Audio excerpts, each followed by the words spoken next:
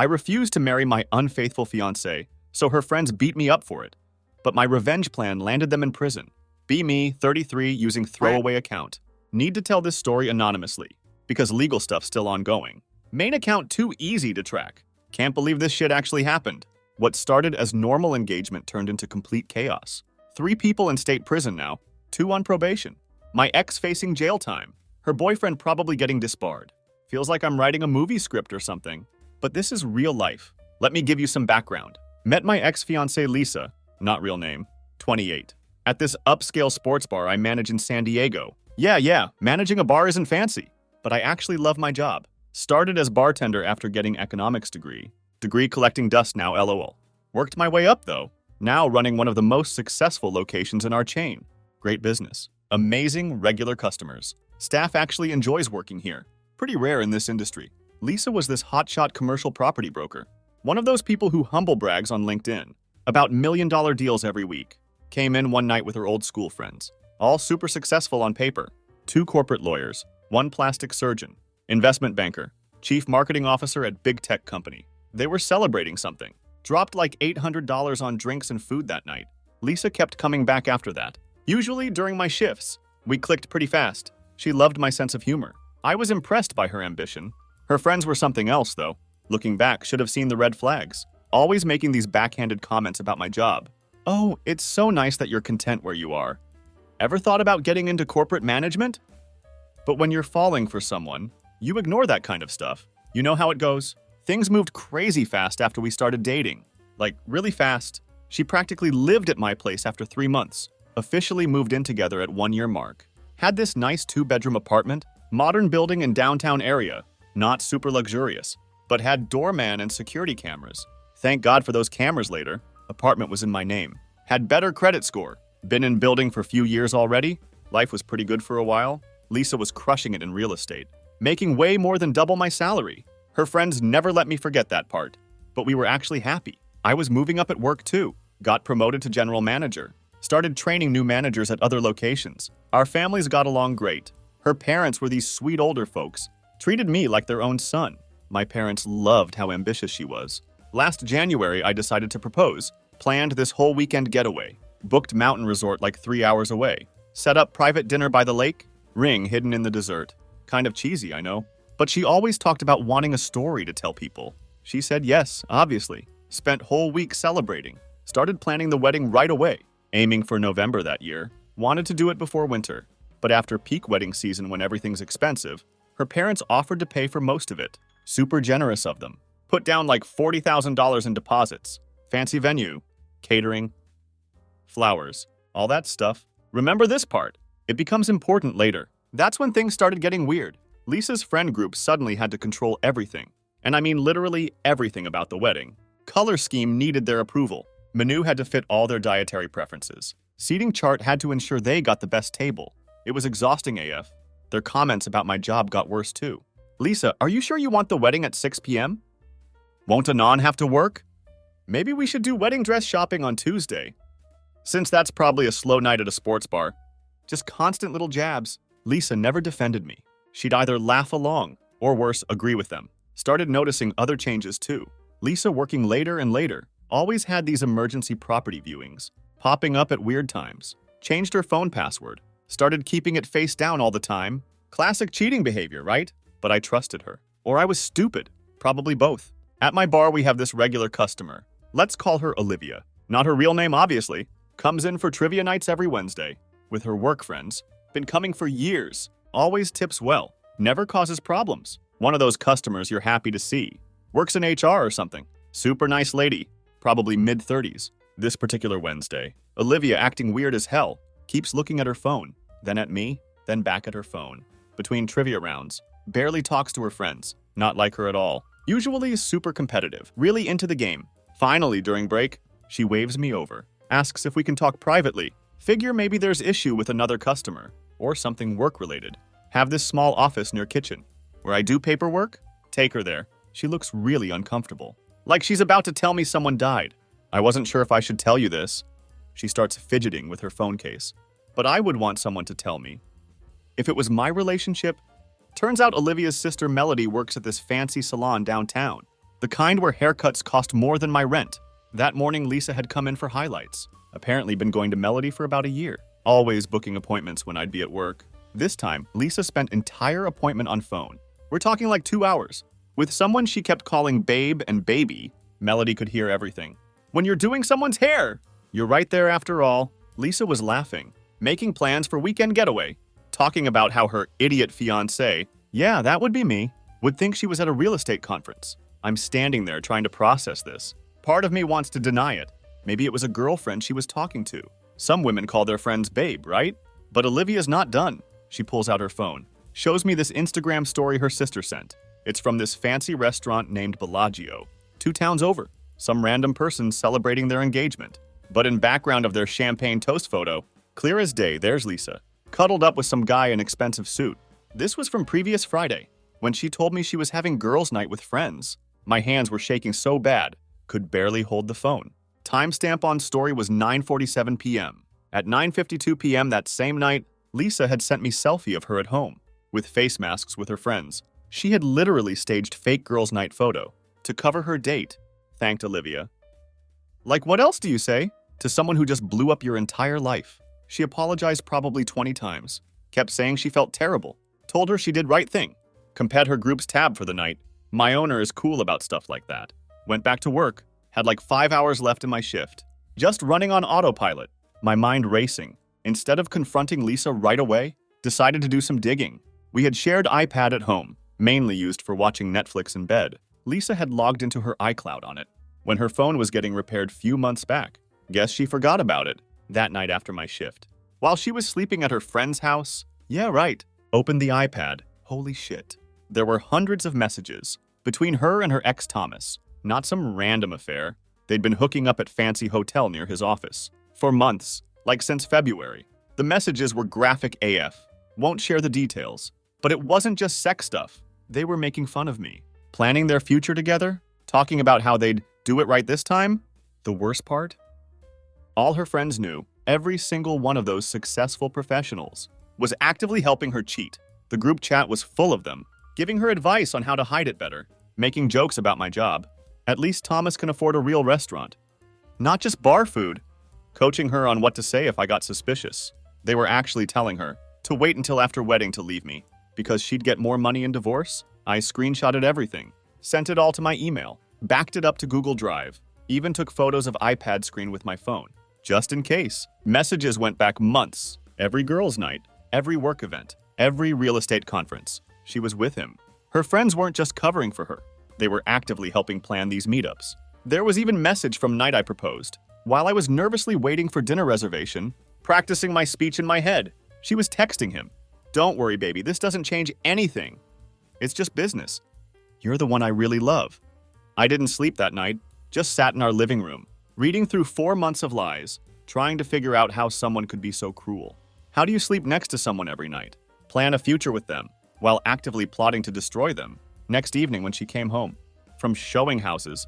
Another lie. Messages showed she'd been at his place. I was ready. Didn't yell, didn't cry, just handed her iPad, open to their messages. So there I was, sitting in living room. When Lisa came home around 7 p.m., she bounced in all happy, talking about how she showed 3 houses today. Narrator.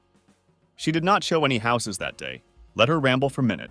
While she put her stuff down, she even had nerve to ask what I wanted for dinner, like everything was normal. I'd spent whole day rehearsing what I was going to say.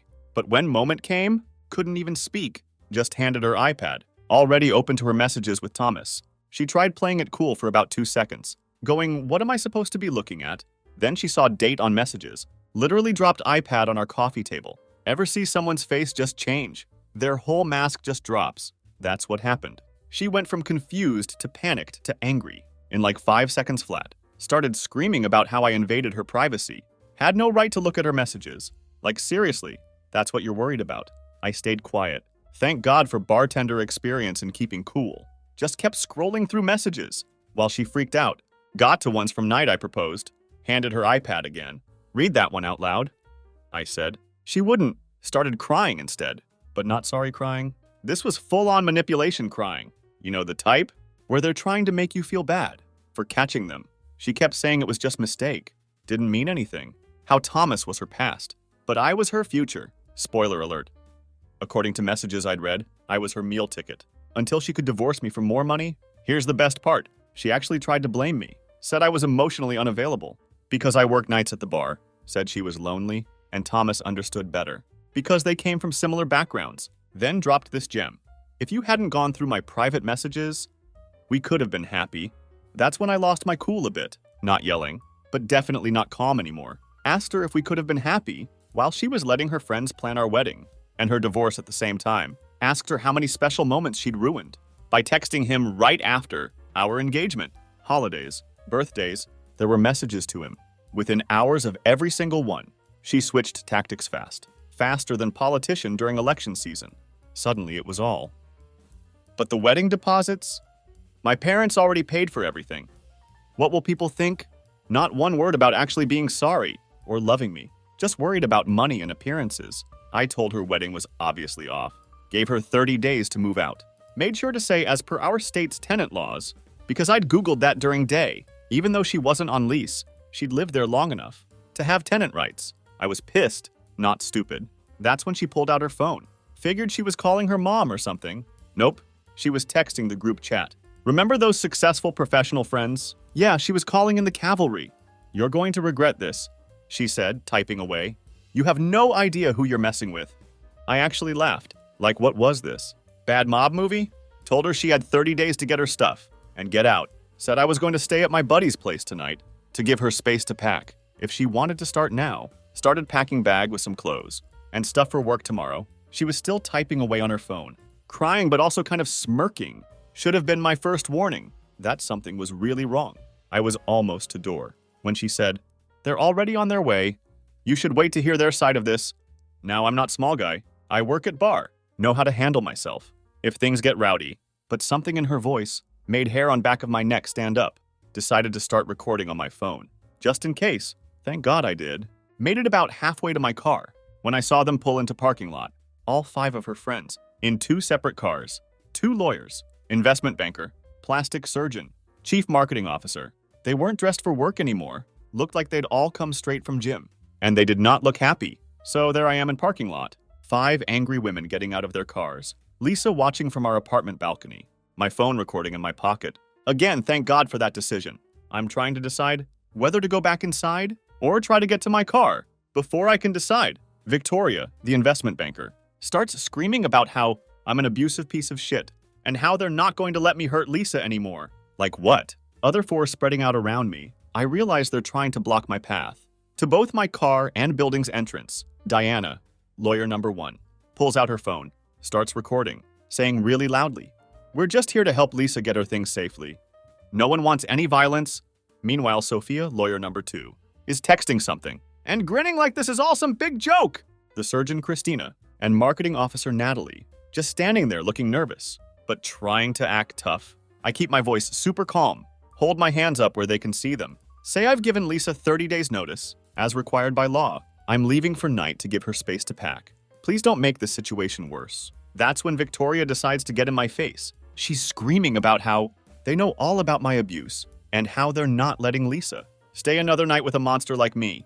I'm literally backing away, still got my hands up, saying there's security cameras everywhere, and I'm recording this. Please just let me leave. Looking back, mentioning recording was my big mistake. Diana immediately shouts, he's threatening to release private recordings of Lisa. Get his phone. And that's when everything went completely insane. Victoria lunges for my jacket pocket. Where my phone is, I turn to keep her away from it. And Sophia grabs me from behind. Like full-on tackles me. I'm 6'1" inch, and she's maybe 5'4", but she played rugby in college. Found that out during trial, and knew what she was doing. I end up on ground, with Sophia trying to put me in some kind of hold. Victoria kicking me, and Diana still recording everything. But now she's yelling, stop resisting! Why are you fighting back? Christina and Natalie just watching, looking scared, but not doing anything to help. I'm trying my hardest not to fight back, because I know how this looks. Big guy versus smaller women. Just trying to protect my head and not hurt anyone. That's when Lisa comes running out of apartment. With, I still get shaky thinking about this, our kitchen knife set. Not just one knife, the whole wooden block of them. She's screaming something about how I need to learn my lesson, and starts handing out knives to her friends. I'm not ashamed to admit it. I started panicking. Sophia still got me in this hold. Victoria's kicking me. And now they've got knives. I managed to get one arm free, pull out my phone, hit emergency SOS button, iPhone feature, click power button 5 times fast, calls 911 automatically. I start yelling, "Police are coming!" as loud as I can, hoping someone in building will hear. Diana, still recording, shouts, "No one will believe you." And then, Jesus! Victoria stabs me, like actually stabs me, in the arm. Not deep because I jerked away, but enough to need 12 stitches later. There's blood everywhere, and I guess that freaks out Christina and Natalie, because they start backing away. Next minute or two is blur. Remember Lisa screaming, "Finish it!" from somewhere behind me. Remember Victoria trying to stab me again, while Sophia's yelling, "Hold him still!" Then there's sirens, lots of them, and suddenly parking lot is full of cop cars. Thank God one of my neighbors had seen what was happening and also called 911, so they knew it was serious. Cops arrive with guns drawn, ordering everyone to drop weapons. Victoria and Sophia try to run, but don't make it far. Diana's still recording, refusing to drop her phone until cop tackles her. Best part, Lisa standing there with knife block, screaming about how I attacked them, and they were just defending themselves. Meanwhile, I'm bleeding all over parking lot, clearly not fighting back. And everything's on at least 3 different cameras. My phone, building security, and Diana's dumbass live stream. Next few hours are kind of blur. Ambulance ride, emergency room, police interviews, lots of photos of my injuries. Turns out besides stab wound, I had 2 broken ribs, a concussion, and basically looked like I'd gone 10 rounds with UFC fighter. But here's the real kicker. We found out later, while I was in ER, these idiots were at police station, literally arguing with cops about getting their phones back so they could delete some personal stuff. Diana, yes, a lawyer, actually said to cops, "If you look at our group chat, it will be misinterpreted." Next few days after attack were absolutely insane. Spent that first night in ER, getting stitches and treatment. Pro tip, when nurse asks your pain level, and you say like 4 or 5, while having broken ribs, they just assume you're being tough guy and give you good painkillers anyway, LOL. While I was getting patched up, this victim advocate from DA's office shows up. She starts explaining all this legal stuff, but I'm high as kite on whatever they gave me for pain. One thing I remember clearly, though, is her saying, "This is most clear-cut case of premeditated assault I've seen in years." She had no idea how right she was. Meanwhile, Lisa and her psycho squad were having their own fun night at county jail. Found out later, they were all put in separate cells because they wouldn't stop trying to coordinate their stories. Diana, lawyer number 1, kept demanding her one phone call like this was TV show. Sophia, lawyer number 2, tried to pull "Do you know who I am" card. Victoria, one who stabbed me, apparently had full meltdown when they took her designer jacket as evidence because it had my blood on it. Here's where it gets really good. Remember how Diana was recording everything? She was actually live streaming to their private Instagram group. The cops got warrant for all their phones and social media. They found everything, not just the attack. But months of them planning stuff like this, the group chat was absolute goldmine. These sophisticated professionals had literally written out their plan. Wait for Lisa to provoke me into getting mad. Record me being abusive, aka defending myself. Edit the videos to make me look bad. File false domestic violence charges. Get me arrested and evicted from my own apartment. Help Lisa move in with Thomas. While I was in jail, wait for wedding date to pass. Have Lisa file for divorce claiming emotional distress. Use edited videos to get bigger settlement. They had it all planned out, like some kind of psycho PowerPoint presentation. There were even messages about which angles would be best for filming and who would do what. The best part, they were using their work phones. These geniuses used their corporate phones to plan an assault? But wait, it gets even better. 2 days after attack, while I'm still in hospital, Lisa shows up at my work, starts telling my staff and customers that I'm abusive, that I attacked her friends, that everyone needs to know truth about me. My assistant manager, Dave. Shout out to Dave, you're a real one. Got it all on security cameras and called cops. She did this 3 more times before cops finally arrested her for violating emergency restraining order they had put in place. Each time she'd bring different friend, Christina and Natalie, who weren't in jail, to witness her telling her story. They filmed it too, probably thinking they were gathering evidence. Spoiler alert. Those videos ended up being used against them instead. Then Thomas. Remember him? The lawyer boyfriend gets involved. This genius starts sending threatening emails to me and cops who arrested his girlfriend's friends. We're talking full-on movie villain stuff. You don't know who you're dealing with. I have friends in DA's office. This will all go away if you drop charges. He sent these from his law firm email, a licensed attorney, threatening victim and law enforcement. From his verified work email, the DA's office was practically salivating. When they got those, about a week after attack, their high-powered defense attorneys show up for bail hearing, looking like they just walked off TV show set, all confident and smug, talking about their clients' stellar reputations and community standing. Judge was this older guy, looked like he was about to fall asleep. During their whole speech, then prosecutor stands up and just starts dropping bombs. Full security footage from multiple building cameras, my phone recording, Diana's live stream, the group chat messages, screenshots of them, Googling things like, how to make self-defense look real, what happens if you stab someone in self-defense, the threats from Thomas, Lisa's harassment at my work, medical records showing defensive wounds only, witness statements from neighbors, the knife with Victoria's fingerprints and my DNA, the judge's face, OMG. He went from sleepy grandpa to stone-cold fury. In about 2 seconds, set their bail at $500,000 each. Victoria, Sophia, and Diana had to surrender their passports and wear ankle monitors because they were considered flight risks. Apparently, they all had international accounts and properties. Christina and Natalie, the ones who didn't participate in actual attack, got lesser charges and lower bail, but still had to wear monitors. Lisa got hit with conspiracy charges, had to surrender her passport too, but real bombshell dropped about 2 weeks later. Natalie, who had been spiraling since attack, finally cracked. Her lawyer contacted DA's office, saying she wanted to make deal. Turned out she had another group chat that others didn't know about, where they'd been even more explicit about their plans. She had voice messages from Lisa, talking about how they'd practiced attack at Christina's home gym, videos of them discussing how to make it look like self-defense, messages about how they chose my apartment, specifically because they knew where security cameras were and thought they could use footage to their advantage.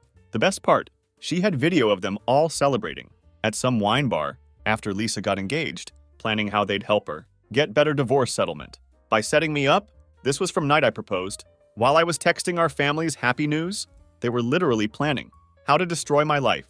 Trial started in November, about 7 months after attack. Those months were rough. Lisa and her 2 friends who weren't in jail, Christina and Natalie, kept trying to spread lies about me around town. They made fake social media accounts to post edited clips from attack, tried to contact my employees to dig up dirt, even showed up at my parents' house to tell their side of story. My lawyer, provided by DA's office, because this was criminal case, was this tiny woman in her 50s who looked like everyone's favorite aunt, but was scary as hell in court. First thing she told me was, document everything, and don't respond to any attempts at contact. So that's what I did. Every fake account, every harassment attempt, every little thing went into folder. That just made their case worse. The trial itself was surreal. Their defense strategy was interesting. They tried claiming they were protecting Lisa from an abusive relationship, despite zero evidence of abuse, and that they acted in self-defense, despite literally bringing knives to attack me. Their lawyers kept trying to paint me as this violent, controlling boyfriend because I *checks notes *, caught their client cheating and asked her to move out. Like what? Their lawyers tried every trick to make me lose my cool, called me liar, suggested I was real abuser, even tried to make it seem like I was homophobic because I didn't want Lisa hanging out with her friends alone, while she was cheating on me. But bartending teaches you to stay calm when people are being assholes, and I just kept telling truth. The prosecution's case was beautiful to watch. They had this huge TV screen set up in courtroom and showed everything in chronological order. Security footage of them arriving at my apartment, spreading out to trap me, my phone recording of them attacking me, Diana's live stream showing them with knives, building security footage of actual attack, police body cam footage of them being arrested, videos of Lisa harassing me at work, screenshots of their group chats planning everything, Thomas's threatening emails, medical photos of my injuries, the knife with Victoria's prints in my blood. But real star was Natalie's testimony. She'd taken plea deal, smart move, and laid out everything. Told jury how they'd planned this for months, how Lisa had been cheating since before engagement, but wanted to wait for wedding because she thought she'd get more money in divorce. How they'd actually practiced attack at Christina's gym, planning how to make it look like self-defense. The jury's faces during her testimony were priceless. These weren't just some friends who got carried away protecting their friend.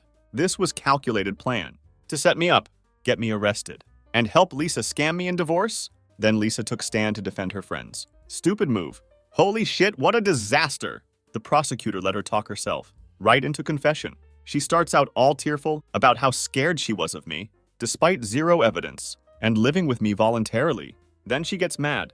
When they show her messages planning attack, starts yelling about how I deserved it for going through her iPad. The worst part, she accidentally mentions that Thomas, remember him? The lawyer boyfriend, had helped her write fake police report about me being abusive on the stand. Under oath, the prosecutor's eyes lit up like it was Christmas morning. Their defense fell apart after that. Jury took only 6 hours to find them guilty. Victoria, Sophia, and Diana, the Stabby Squad, got convicted of attempted aggravated assault, conspiracy, and bunch of other charges. Christina got convicted of conspiracy and accessory charges. Natalie's plea deal got her just probation. Since she testified, the sentencing hearing was something else. Judge was not happy, called it one of most calculated and malicious cases he'd seen in 30 years. Said their status as legal professionals made it worse because they knew what they were doing was wrong. Final sentences.